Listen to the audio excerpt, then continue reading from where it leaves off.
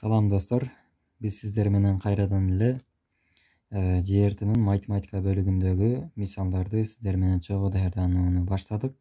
Тагыраак айтканда, геометрия бөлүгүнөн. Анда эмесе кеттик.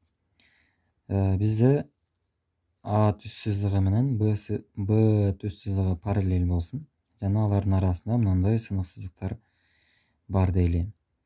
Анда формуланы жазып коелу. Формула мына сынык сызыктардын оң жагындагы бурчтардын суммасы сол жагындагы бурчтардын суммасына барабар. M плюс N барабар X плюс Y плюс Z болот экен. Сол жактагы бурчтардын, оң жактагы бурчтардын суммасы сол жактагы бурчтардын суммасына барабар, эгер А түз сызыгы менен Б түз сызыгы параллель болсо деген ушул формуланын жардамында төмөндөгү эки мисалды карайлы. Анда эмесе биринчи мисал. А менен Б түз сызыктары параллель экен. Анда жана мына бурчтарды берилиптир. Бул бурч 40 градус, бул жагы 60 градус экен. Анда ортодогу X бурчун табышыбыз керек.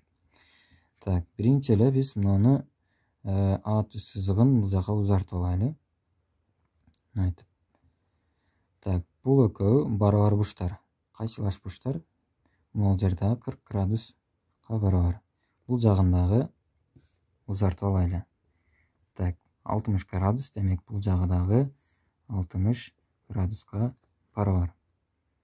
Так, биз жогорудагы эрежени пайдаланып X'ти тапсак, X барабар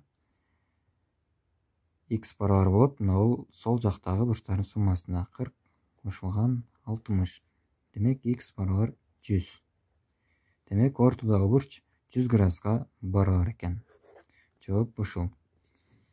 Так, кийинки мисал анда А жана Б түз сызыктары параллель болсо, анда X бурчун тапкыла.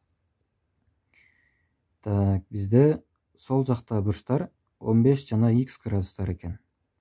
15 плюс X барабар оң жактагы бурчтар 40, 30, 20.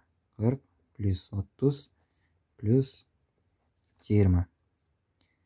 Так, 15 плюс X барабар оң жактагы сандарды кошсок 40, 30, 20, 70, 90 болот экен.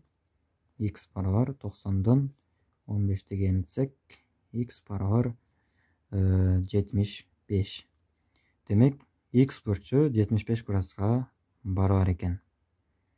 Ушинтип эки мисалды иштеп бүттүк.